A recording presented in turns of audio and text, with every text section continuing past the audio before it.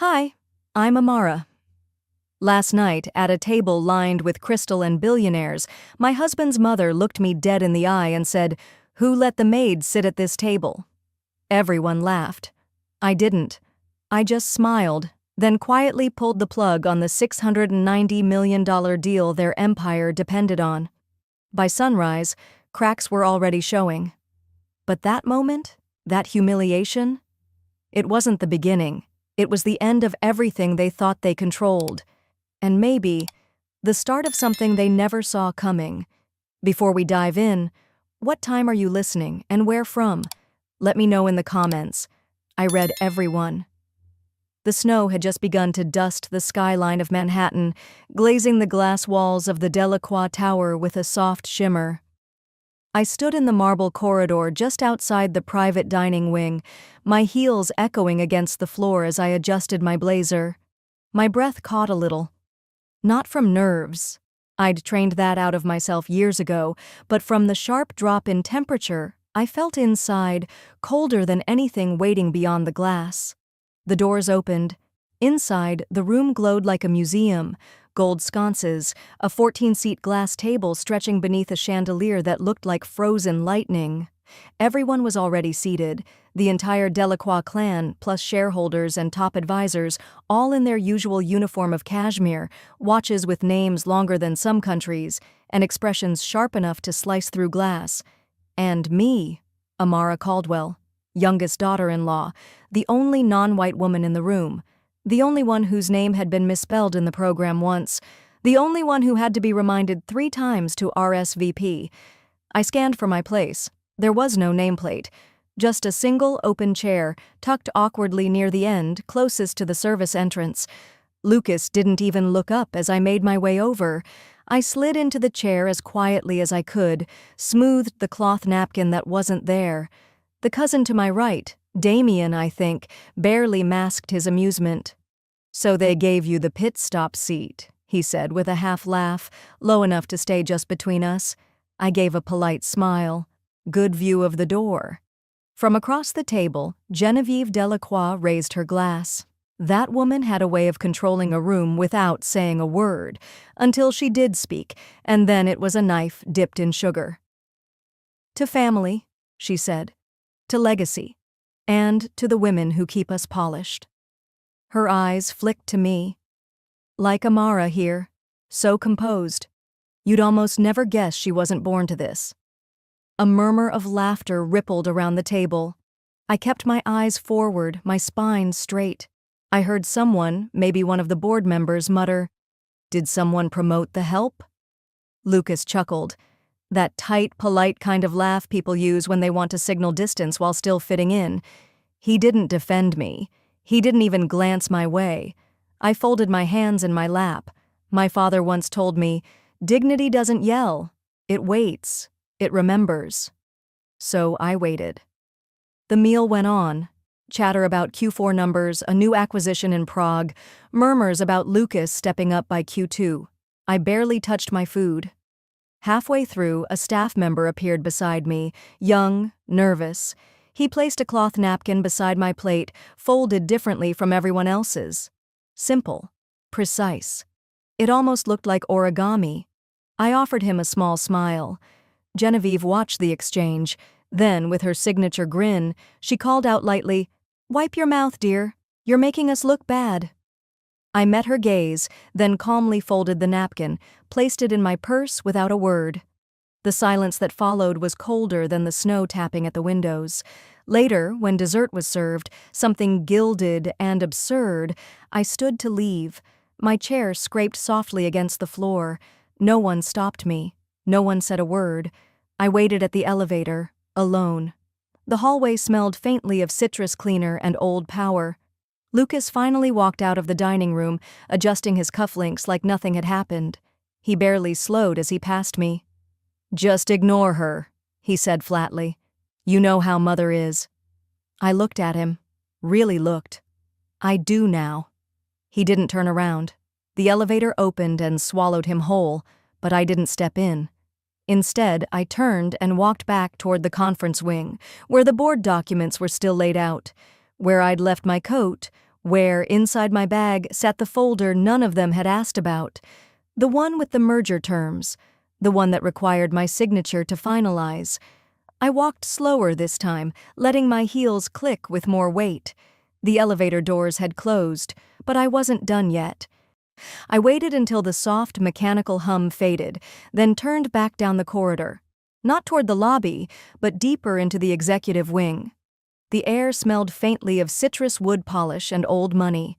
I moved past the portraits of founders, the towering glass cases of corporate awards, until I reached the door that still bore my name in tiny, discreet lettering, Amara Caldwell, Strategic Counsel, on leave. I unlocked it with the badge they never remembered to deactivate. The room hadn't changed. My old desk still sat beneath the tall window overlooking Manhattan. My chair was turned slightly. Someone had sat there since I left. Probably Lucas. I didn't care. I unzipped my tote and took out the slim black laptop. Not the company-issued one. The personal one. The one with its own firewall, its own encryption, its own secrets. As the screen glowed to life, my fingers moved on autopilot. Password, verification, encrypted file access, folder, Delacroix Horizon FinTech merger, subfolder, redacted council notes, document, final ratified agreement, clause 14 addendum. I hadn't looked at it in months. I'd almost forgotten how careful we had been. 6 months earlier, I was still working 80-hour weeks at Langford & Moore, leading the international counsel team for the Delacroix Horizon cross-border acquisition. I'd helped architect the merger, every clause, every caveat. When Lucas had introduced me to the family as just the lawyer, I had smiled. Let them think that. I had been holding the pen that built their empire's newest wing. That was before he asked me to quit. Before the dinner invitations stopped including my name, before Genevieve began forgetting my seat at board meetings. The document opened, my eyes scanned the screen, familiar language sinking in like muscle memory. Then I reached it. Clause 14D, fiduciary safeguard and escrow oversight. In the event of reputational damage, legal breach, or public harm impacting designated fiduciary intermediaries, escrow funds may be delayed, withheld, or reallocated by third-party counsel upon substantiated review. I reread it twice. Third-party counsel. That was me. We'd used a shell entity to buffer the oversight, Eldwin Holdings, with me listed as signatory. It had passed through without objection, because no one thought the lawyer wife would matter once the ink dried. They were wrong.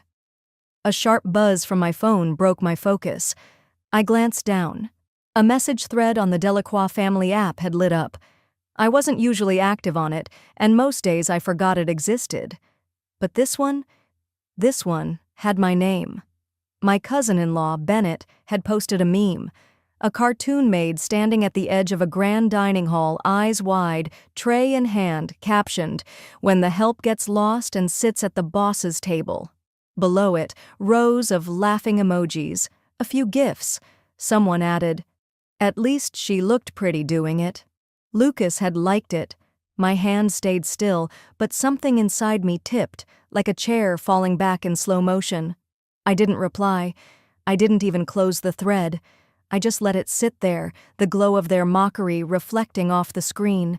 Then, quietly, I reached into my coat pocket. The cloth napkin, still neatly folded from earlier in the evening, untouched by sauce or wine. I opened it slowly. The linen was crisp, perfectly square. I folded it once more, lengthwise.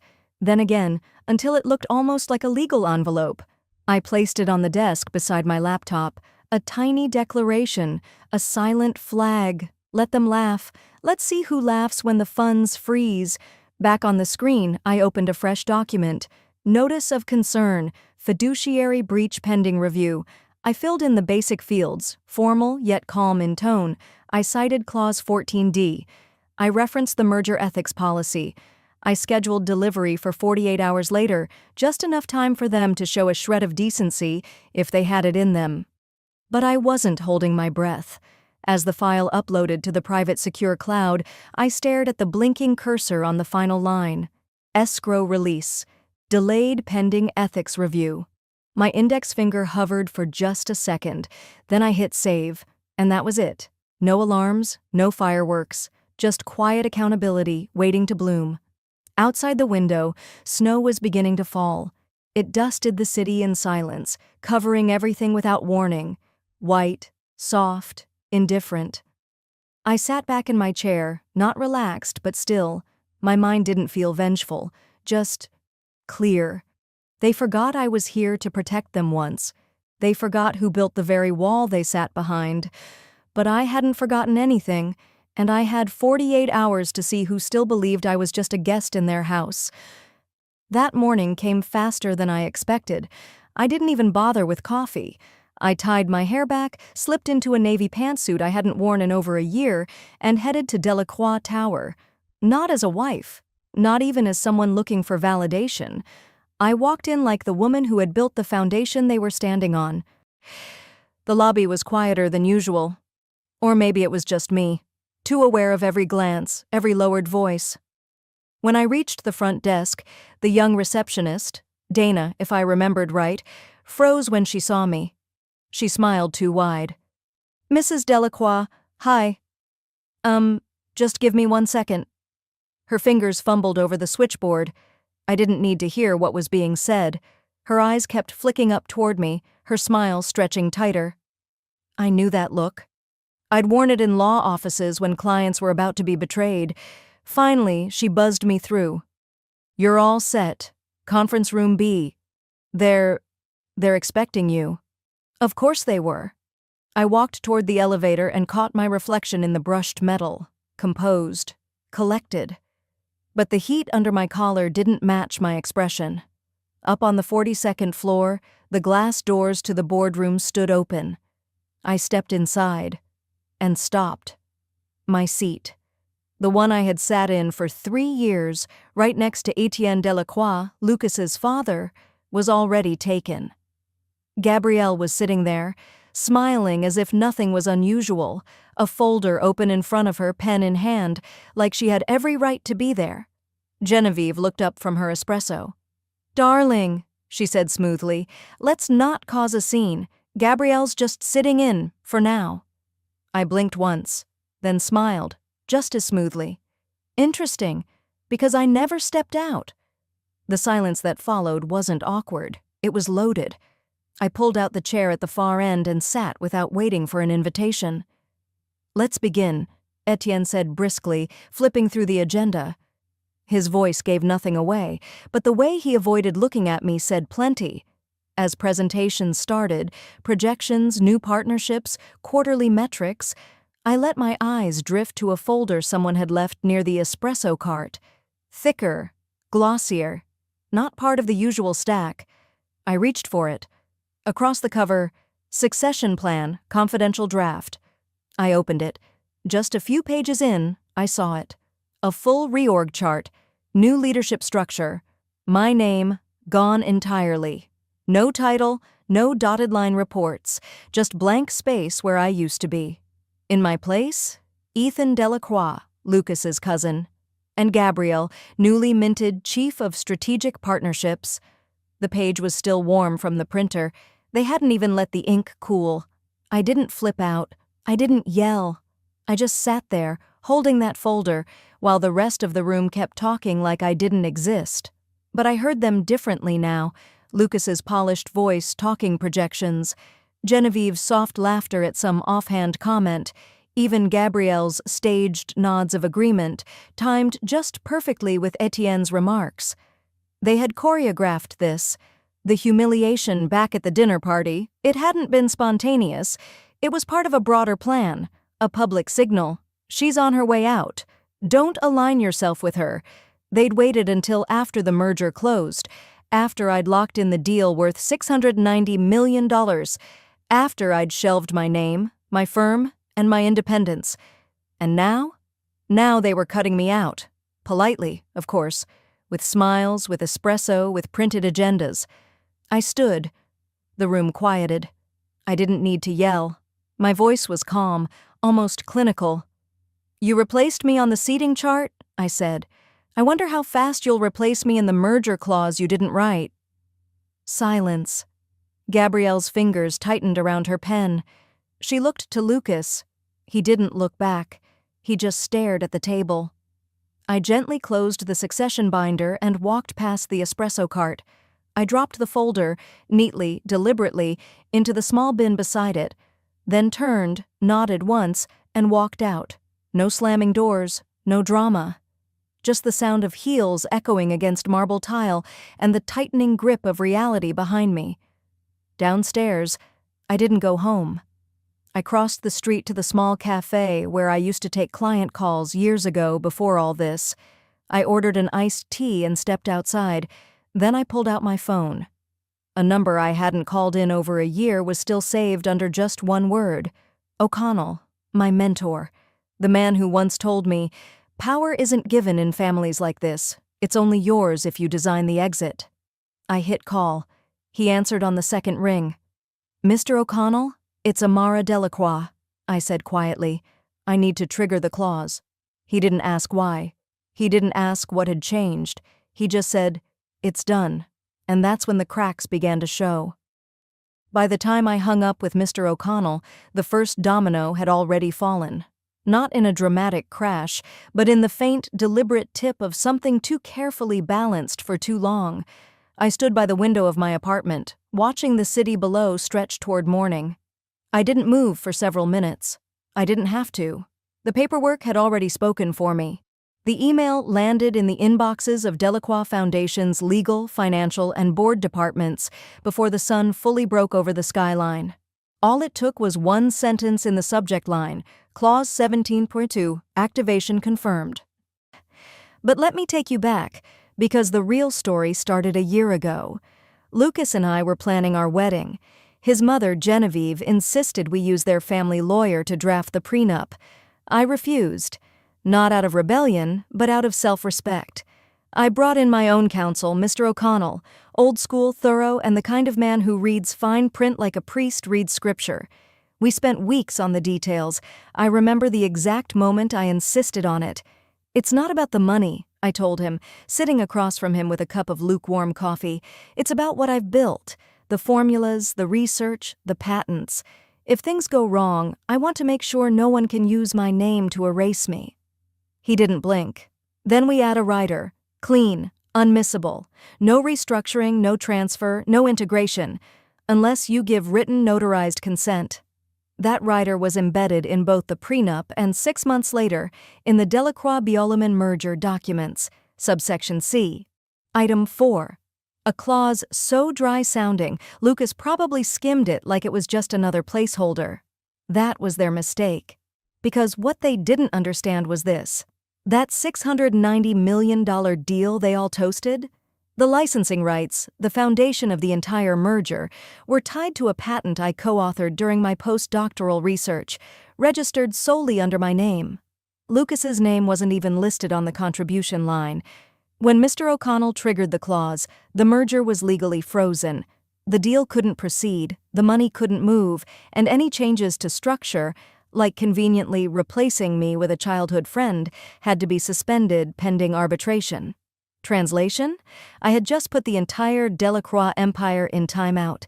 I didn't need to say a word for it to be loud. By noon, internal emails had begun to leak. Did anyone run this by compliance? Was this clause flagged in the prenup? Why didn't legal catch it? Board members started whispering. Investors grew nervous. One hedge fund even pulled a tranche of committed capital, citing legal opacity. Lucas tried calling me 3 times. I let the phone buzz against the countertop, face down. That evening, a knock landed on my apartment door. No intercom, no warning, just a quiet, persistent knock. I opened it to find Lucas, tie loose, hair unkempt, that desperate, entitled look he wore when things stopped going his way. "Can we talk?" I didn't invite him in. I stepped aside and let him speak right there in the hallway. "You're blowing up everything," he said. "For what? Pride?" I tilted my head slightly. "No. For dignity. For memory. You don't get to erase me and profit at the same time?" He sighed hard. "It's not personal. This is business."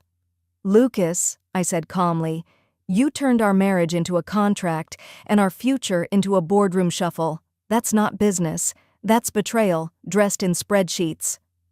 He tried to step forward, but I gently raised a hand. Wait. I turned around and walked back inside.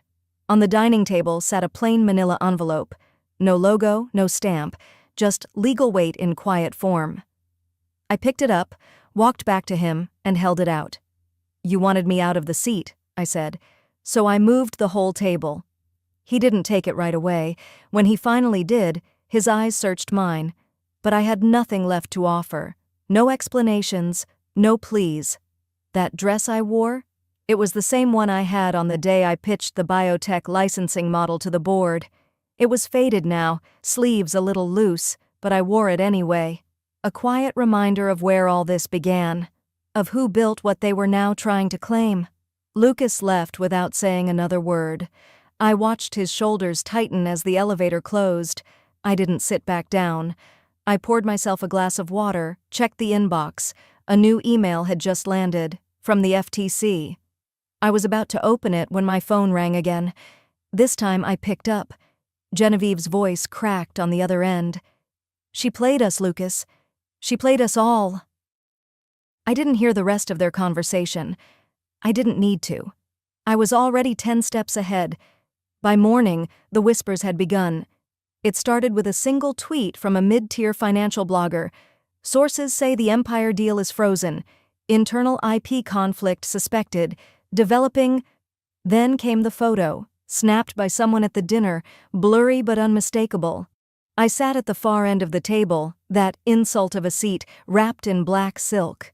I looked small in the picture, surrounded by glittering laughter, blurred champagne flutes, and people turned away from me.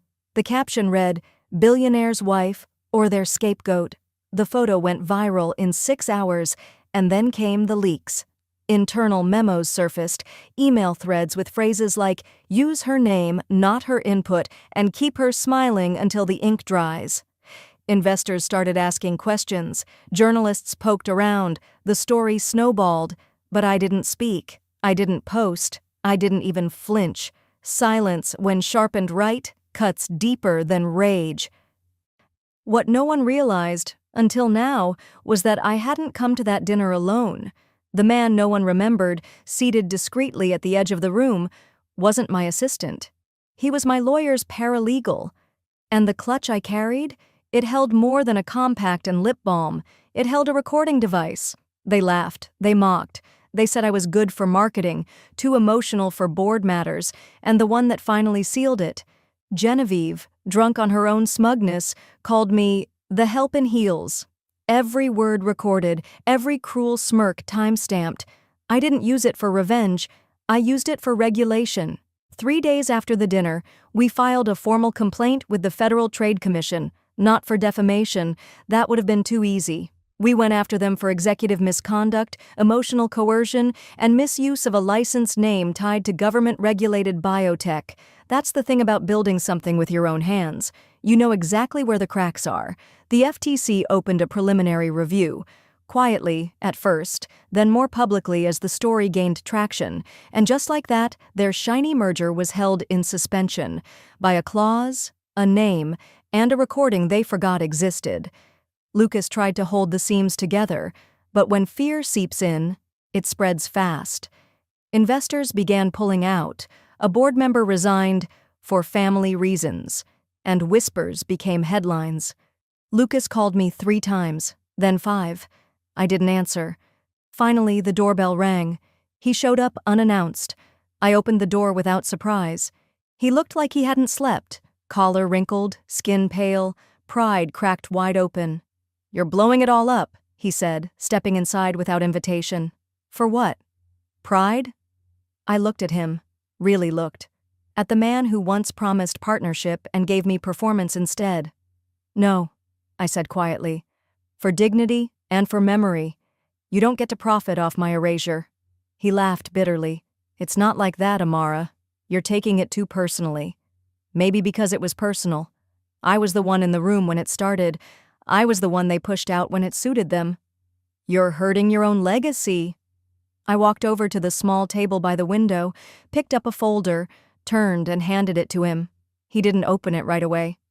You wanted me out of the seat, I said, so I moved the whole table. He opened the envelope and froze. Notification of arbitration, filed, valid, binding. The room held a sharp silence between us. Before he could respond, my phone buzzed. A small message from a courier company. Delivery completed. He glanced down. What did you send? I didn't answer.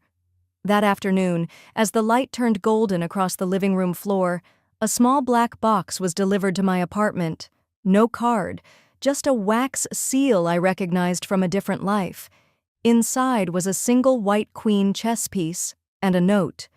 For the one who saw every move coming. I smiled. It was from Evelyn Chow, my old mentor, the only person who ever told me the truth. Never sit at a table that sees you as decoration. She knew. She always had. Meanwhile, across town, Genevieve was unraveling. She tried to spin it, posted old pictures of us smiling together, claimed corporate sabotage by a disgruntled spouse. She reached out to reporters she once bought lunches for, but the public wasn't buying it. They saw the footage, they heard the laughter, they watched a woman be sidelined and then rise. Hashtags began trending. She was at the table and Amara clause. Women reposted the dinner photo with captions like, "We've all been there." Men reposted the arbitration notice with awe. And me? I still didn't say a word. Not online. Not on TV. Lucas came by one last time. This time he knocked softly. "Can we talk?" he asked, standing in the threshold like a man exiled from his own kingdom. I let him in. He sat on the edge of the couch, eyes on the floor. "We can fix this," he said, "together." I sat across from him, calm and unblinking. "You had a seat next to me, Lucas," I replied, voice even. "You chose to join the laughter instead." He opened his mouth, then shut it. When he stood to leave, I didn't walk him out. I waited until the door clicked shut. Then, from the hallway, my lawyer stepped out of the guest room, tablet in hand. "Ready for the next move?" he asked. I nodded. "Yes, and this time, we play by my rules." I didn't sleep that night. After I told my lawyer we'd be playing by my rules, I poured myself a glass of water, sat at the edge of the bed, and let the silence roll in. It wasn't peace, I wasn't there yet, but it was control, and that was a start. By morning, my team was already moving. Ethan, my attorney, had stayed up finalizing a package of notifications, all anchored around a single clause that most of Lucas's family had long forgotten, even if they'd signed it. But I hadn't forgotten. I'd written it. The memory hit me like a sharp wind. 5 years earlier, sitting across a long, polished table in a cold room where every voice but mine talked over each other. Lucas had held my hand under the table. His family laughed, rolled their eyes, shrugged off the clause I'd requested. "A clause for emotional misuse of your name?" Sterling scoffed. "This isn't a Hollywood memoir." Genevieve was blunter. "So you're worried we'll, bully you in print?" Lucas had smiled like he could smooth the moment. "It'll never come up. You'll be family, remember?" Still, I didn't back down. I'd been in enough rooms like that to know smiles turned to silence when it suited them. My legal team slid the paper forward anyway, and eventually everyone signed, with a chuckle, like it was a formality. Now it was the hinge the empire swung on. At 10:02 a.m., Ethan hit send. Notices were delivered via email, courier, and press wire, meticulously worded, legally sound, emotionally neutral. Effective immediately, the Amara brand license was nullified due to breach of Clause 9b, emotional harm via name misuse, and family-hostile public conduct. By noon, the first product distributor pulled their line. By 3 p.m., the press had their teeth in it. The family's prized skincare brand, my name on every bottle, my face in every ad, was suspended. Retailers paused shipments. Media partners pulled commercials midstream. Investors flooded the boardroom with panic. And I didn't say a word. The chaos reached full tilt by early evening. My phone didn't stop buzzing, though none of the calls were from Lucas. Sterling left a message that veered between furious and begging. "We can renegotiate. Just name your number. Think of the shareholders." Genevieve? She issued a public apology on her personal blog, carefully edited, likely lawyer-approved, but tone-deaf. She wrote that she was sorry Amara misinterpreted the family's warmth and hoped I would find peace in healing, not destruction. I read it while sipping tea. Then I sent her a box. It was velvet black, lined with silver satin. Inside, a small hand mirror, cracked straight through the middle. On the glass, etched in faint white letters, "You called me a reflection of nothing, so I returned the truth." I knew she'd open it on camera. She always did. By the next morning, the photo had gone viral, and with it, a flood of responses, stories from women, spouses, partners who had once been included in business families, only to be erased when their silence became inconvenient. The hashtag rose fast, clause of respect. It wasn't a trend, it was a reckoning. And for once, I didn't feel alone. Late that night, as I sat reviewing emails in the quiet glow of my apartment, a message pinged from an unexpected name. Chloe, Genevieve's daughter. Just a teenager when I first met her. Now in her early 20s, she asked if we could talk. I hesitated, but I said yes. We met at a small cafe 2 blocks from my place. Chloe looked nervous, holding her phone like a shield, but her voice was steady. "I just wanted to say, I saw everything," she said. "At that dinner, I didn't laugh. I wanted to say something, but I didn't." I nodded, letting her speak. "You were the only woman I looked up to in that room," she said. "Not because you were perfect, but because you didn't pretend to be. You built things. You thought before you spoke. You listened." I felt the lump in my throat before I could stop it. "You don't have to choose them," I said softly. "You can build your own room, Chloe, and if you want, I'll help you." Her eyes brimmed, but she nodded. "I'd like that." We hugged. It wasn't dramatic, just real. By the time I walked home, the sun had started to dip behind the buildings, casting the sidewalks in amber light. I was almost to my door when Ethan called. "Hey," he said, breath short. "There's one more thing." "What now?" "We went back through the prenup," he said. "The version Lucas signed. There's a clause in it, buried in a supplemental page. You never saw it." I paused on the stairs. "What kind of clause?" His voice turned quiet. "One that gives him access to a percentage of your trust if the marriage ends and you're the one who files?" My chest tightened. So he planned this all along. I didn't blink. The cursor on the screen kept flashing, waiting for me to react, to fall apart, but I just stared. One sentence buried on page 9 of the prenup, cloaked in business jargon, stated plainly, "In the event of a non-cooperative exit from the marital union, particularly one not preceded by structured mediation, the undersigned agrees to a transfer of up to 12% equity of Amara Sterling Holdings to the family trust of the non-exiting party." I sat back in my chair. So he planned this all along. Not in anger, not in haste, not in revenge. No, Lucas had inserted this clause during the happiest stretch of our marriage. We were just back from Santorini, still tanned from sunsets, laughing over lazy breakfasts. I remembered signing a brand alignment update after dinner one night. He'd poured wine, kissed my shoulder, said something like, "Just a little paperwork to clean up legal overlaps." I trusted him. That trust cost me 12%. I didn't move for a long while. The light in my office dimmed as the sun lowered behind the trees outside. I heard the soft click of the thermostat adjusting, the quiet hum of the fridge from the kitchen, the world continuing like none of this had changed. But it had. My whole life had turned with the click of a digital file. Eventually, I got up. I moved slowly, deliberately, to the old safe in my walk-in closet. The keypad lit up under my fingers, still the same code, my dad's birthday. Inside were a few of his letters, the ones he'd written when I turned 21. He'd mailed them to me in separate envelopes, one for each year until I turned 30. I'd saved 2 unopened.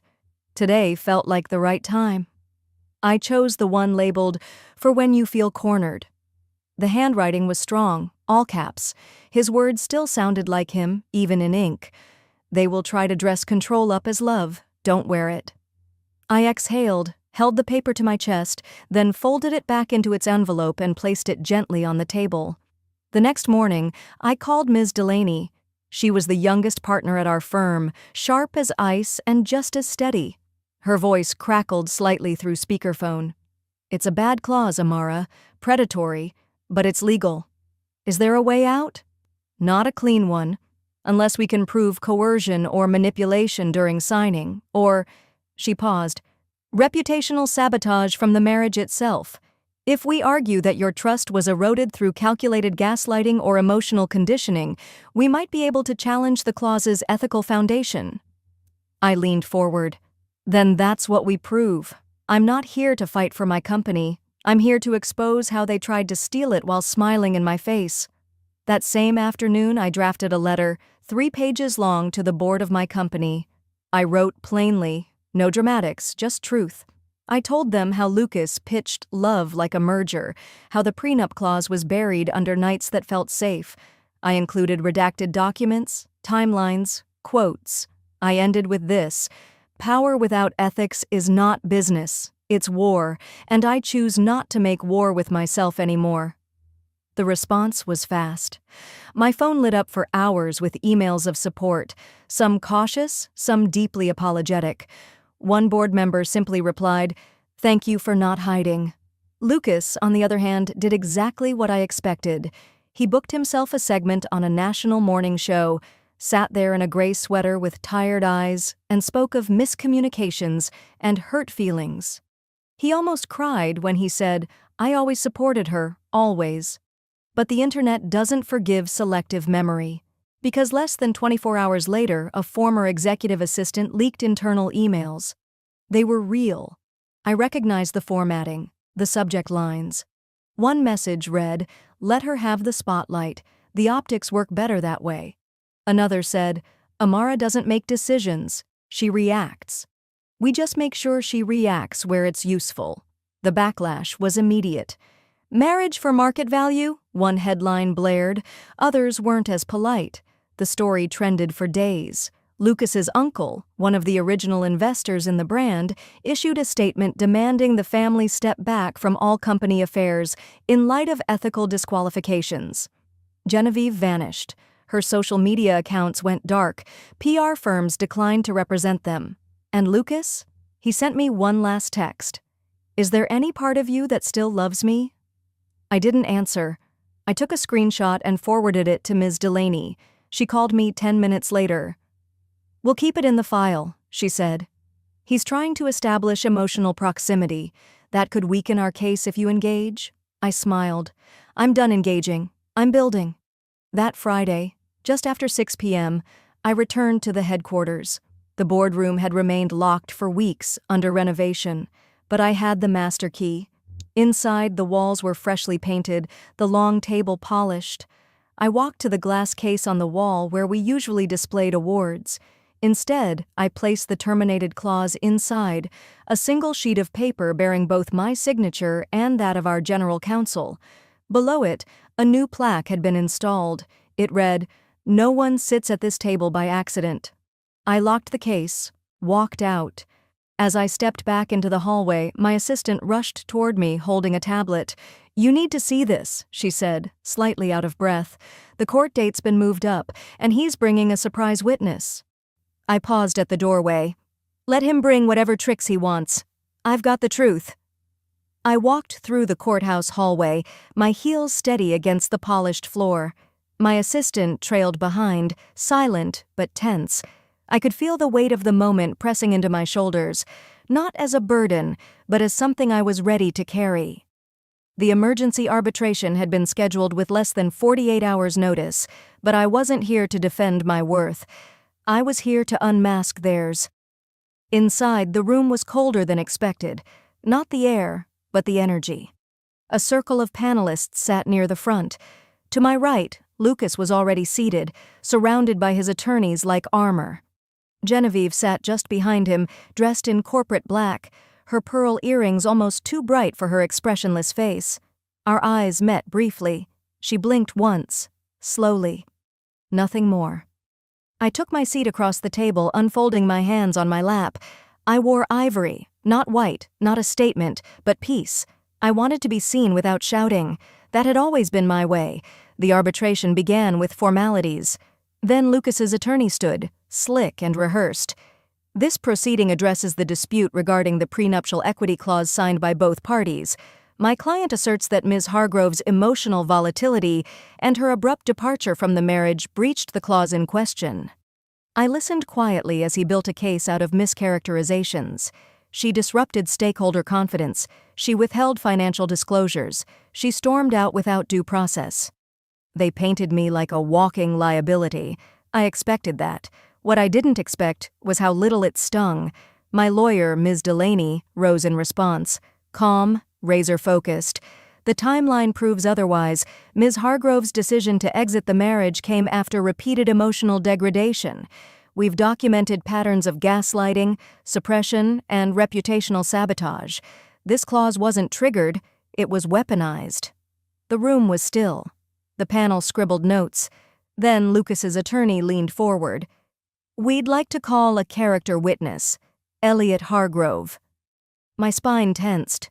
Elliot, his cousin, once a friend of mine too, at least for a while. I'd invited him to our wedding. He'd danced beside me at the reception. Afterward, though, he disappeared. I should have known he'd been pulled back into the family machinery. He entered the room, looking older than I remembered, with a stiffness in his posture that hadn't been there before. He didn't look at me as he took the stand. He raised his right hand, swore his oath, and for a moment, the room held its breath. Lucas sat straighter, smug. Genevieve finally allowed a half smile. And then Elliot spoke. I was asked to be here as a character witness, he began, to vouch for Lucas and his intentions. A beat passed, then another. But I can't do that. Lucas's expression froze. Genevieve's head turned sharply. I was in the room when that prenup clause was rewritten. It was Lucas's idea. He called it a fail-safe in case Amara ever wised up and left. He wanted leverage. He said if she walked, we'd walk away with part of her company. Genevieve agreed. She said, and I quote, "She's an investment we'll eventually neutralize." Gasps broke out. Not from me, I didn't need confirmation, but from the panel, from the court stenographer who looked up mid-typing, from Lucas himself, who now sat motionless, lips parted like he'd been punched. Genevieve stood halfway, then sat back down. One of the arbitrators cleared her throat. Mr. Hargrove, you're certain? I kept the emails, he said. I've turned them over to Miss Hargrove's team this morning. I didn't move. I didn't cry. I just exhaled, slowly. Ms. Hargrove, the judge asked gently, would you like to cross-examine? I stood, smoothing my skirt, looked directly at Lucas. No questions, I said. The truth speaks for itself. A hush followed, not awkward, reverent. One panelist whispered to another, and I caught the words, "It's clear where the dignity lies." We were dismissed shortly after. The panel would review testimony and render a final ruling, but I already knew the tide had turned.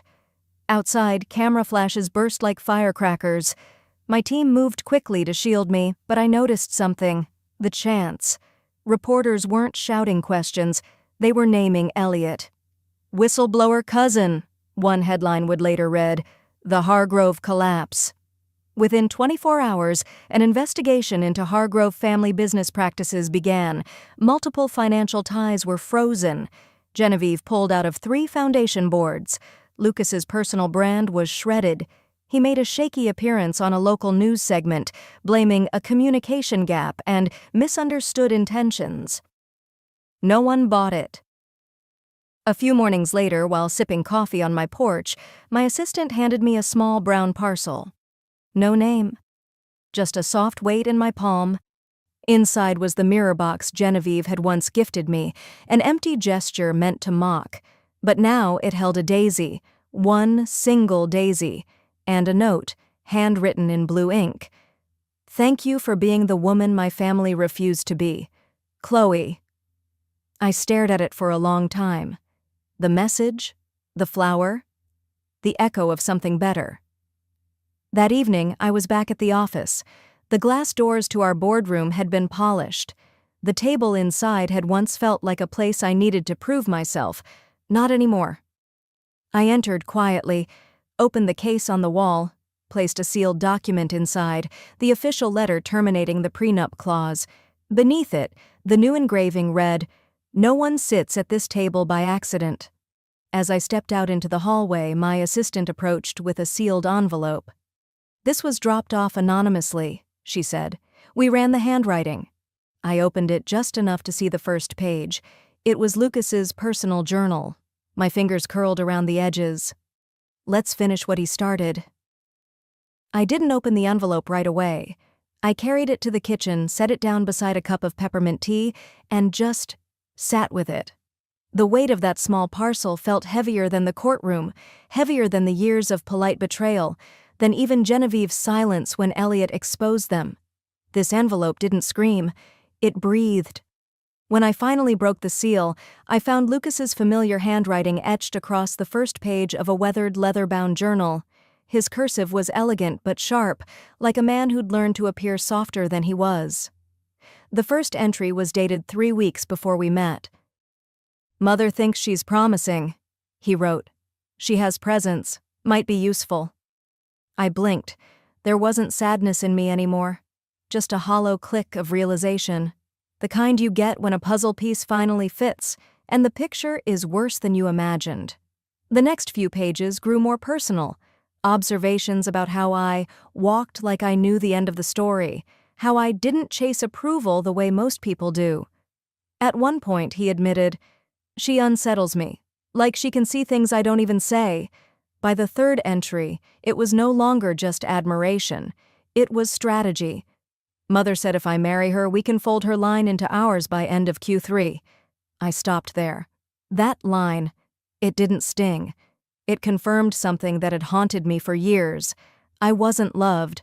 I was targeted. I left the journal closed for hours, setting it on the side table like a guest I wasn't ready to face again. I cleaned the kitchen, ran laundry, watered the jasmine plant on the balcony. It wasn't avoidance, it was making space. Later that night, I returned to it with steady breath. The pages beyond our wedding were stained with something different, paranoia. "She's stronger than we calculated," he wrote. "Independent, makes me feel exposed." The following entries grew erratic. Scribbles, crossed out lines, ink pressed too hard. "If she ever walks, we lose everything. So make her stay. Quietly." Those words weren't just tactics, they were fear in disguise. I closed the book and looked out the window. A few lights flickered in other apartments. The city never truly sleeps, but my heart felt still for the first time in a long while. There was no more need to prove anything. Lucas's own hand had given me closure. The journal, along with a typed transcript, was sent, anonymously, to a friend I trusted in media. I didn't sign it, didn't add a note. I just let the truth go, like a bird no longer worth caging. 3 days later, headlines began to bloom across news outlets and social media. "Hargrove family implodes. Secret journal exposes inheritance scheme. Genevieve Hargrove resigns amid ethical scandal. The empire built on silence has fallen." I didn't watch the press conference, but someone sent me a photo. Genevieve stepping down from the Hargrove board, flanked by her lawyer, and a face drained of its usual pride. Her earrings still sparkled. Some habits don't go quietly. I didn't cheer, just folded the image into a drawer and kept living. A week after the media storm, I took a quiet flight back to Charleston. I didn't tell anyone, I just wanted to walk. The garden hadn't changed much. Magnolias in bloom, the paths neatly trimmed. A place once used to parade me now felt strangely neutral. I passed through the gate without so much as a glance from security. They didn't even ask my name. I found the tree. The same one where, years ago, Genevieve whispered, "You're only here because of your looks." I had stood there, frozen in polite rage. Now, I knelt down without bitterness. I placed the old mirror box beneath the roots, now holding a small photo of my mother and a single pressed daisy. I whispered, "For the girl I used to be," and walked away without looking back. A few afternoons later, Chloe knocked on my door. She was wearing jeans and sneakers, no designer heels, no sculpted blowout. She looked like herself for the first time. "I guess you were right," she said, stepping inside. "You're the first woman who ever looked Genevieve in the eye and didn't blink." I handed her a glass of lemonade. "I didn't win," I said. "I walked away. That was enough." She nodded. It really was. The city had started to soften around me. Noise still existed, but it no longer invaded. I spent mornings in a small cafe near the park, sipping coffee and sketching things for no one but myself. One morning, my best friend leaned in and asked quietly, "Would you ever forgive him?" I stirred my drink, watching the cream fold into the dark roast. "I don't need to," I replied. "I'm too full of my own peace now." There was nothing left to retrieve from that wreckage. No apology, no final scene, no victorious slap or scathing farewell. Only silence. And sometimes silence is the loudest answer. I didn't plan my next move. I just started showing up at a local workshop where artists gathered without fanfare. No brands, no deadlines, just scent of wood, the weight of clay, and the hum of steady hands. I called my new label Daisy and Ash, not after anyone, just after things that endure fire and bloom anyway. Orders began to trickle in, quietly. I didn't post about it, didn't hire a PR team, but the right people found it. They always do. And for the first time in years, I didn't need an empire. Just freedom. And a door I opened on my own. Have you ever been underestimated only to rise above it all? Tell me in the comments. I read every one.